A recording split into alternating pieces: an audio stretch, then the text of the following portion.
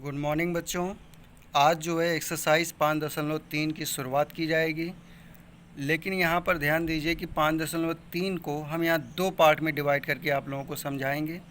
पहले पार्ट में उस तरीके के फलन होंगे जिनको हम कहते हैं अस्पष्ट फलन, यानी उस प्रकार के अवकलन बताए जाएंगे जो अस्पष्ट फलनों के अंतर्गत कहे जाते हैं। तो सबसे पहले समझते हैं कि अस्पष्ट फलन किसे कहते हैं। तो देखिए, जब किसी फलन को स्वतंत्र चर x का संबंध आश्रित चर y से इस प्रकार हो कि f of x, y is equal to 0, तो y को x का अस्पष्ट फलन यानी इम्प्लिसिट फंक्शन कहते हैं।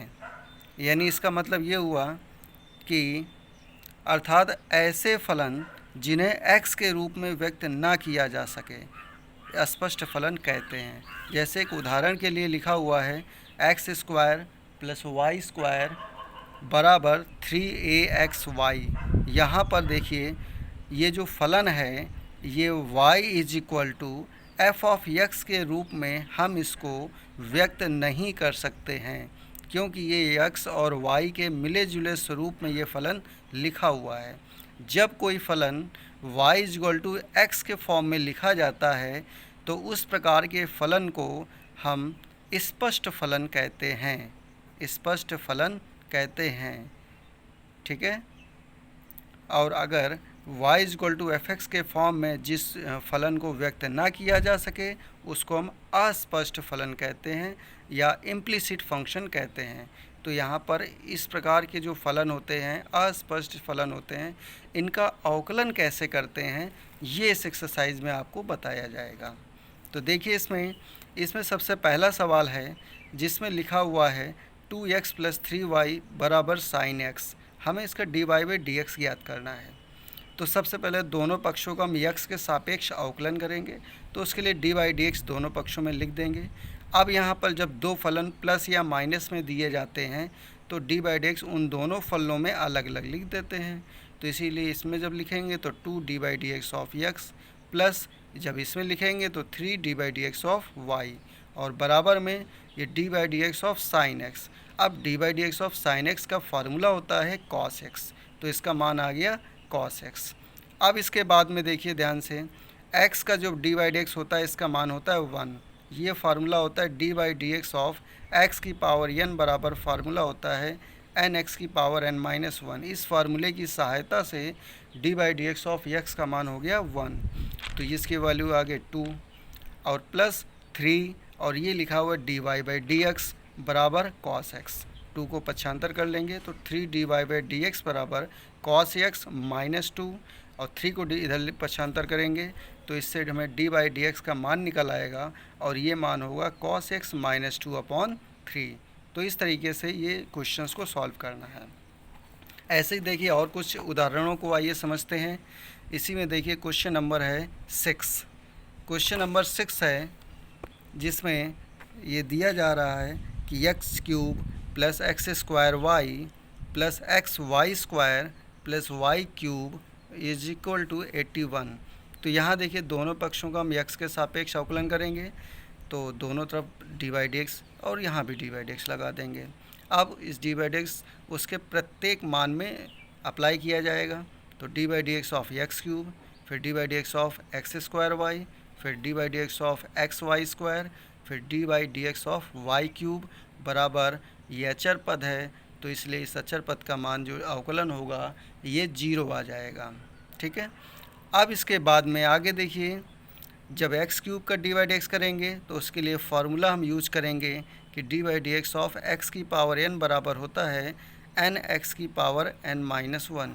इस फार्मूले की सहायता से x³ का जो dy/dx होगा इसका मान आएगा 3x स्क्वायर और x स्क्वायर y में देखिए ये दो फलन लिखे हुए हैं, गुणे में लिखे हुए हैं, तो इसमें गुणनफल संबंधित फार्मूला लग जाएगा और ये होता है पहला फलन dy/dx ऑफ दूसरा फलन प्लस दूसरा फलन dy/dx ऑफ पहला फलन प्लस उसी तरह से ये जो एक्स वाई स्क्वायर लिखा है ये भी देखिए दो फलन है और दोनों फलन गुणे में लिखे हुए हैं, तो इसमें भी यही फार्मूला अप्लाई करेंगे।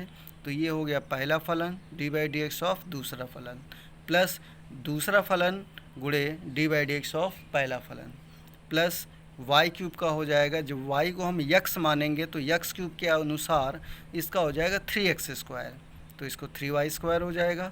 और y का जब हम दोबारा करेंगे अवकलन तो dy/dx हो जाएगा बराबर 0।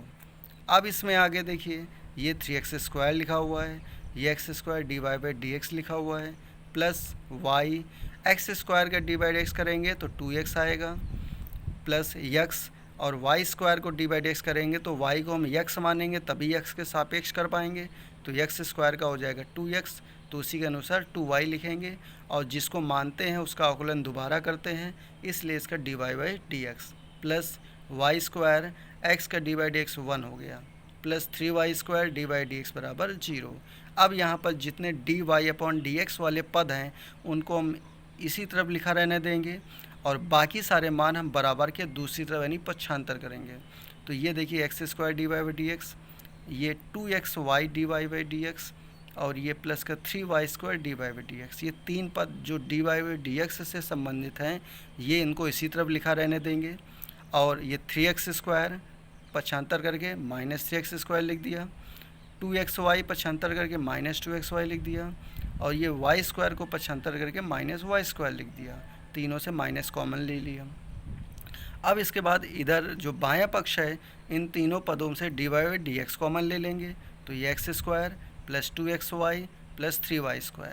अब इसके बाद में इसको जब पक्षांतर करेंगे तो ये डिवाइड में जाएगा, जिससे dy/dx बराबर मान इसका आ जाएगा माइनस में bracket 3x² plus 2xy plus y² upon x² plus 2xy plus 3y²।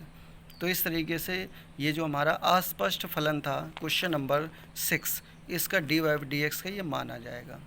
तो इसी प्रकार से आपको इस पूरी एक्सरसाइज के सवालों को हल करना है।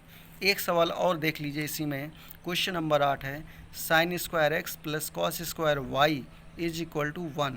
हमें इसका अवकलन करना है, तो दोनों पक्षों का x के सापेक्ष अवकलन करने पर तो दोनों तरफ dy/dx अप्लाई कर देंगे, जिसमें राइट हैंड साइड वाला जो पार्ट है ये अचर पद है, तो अचर पद का जो अवकलन होता है इसका मान 0 आता है, तो ये 0 हो गया।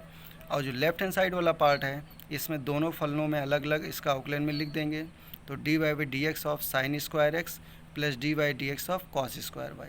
ये sin² x को हम इस प्रकार से भी लिख सकते हैं और उसी तरह cos² y को भी।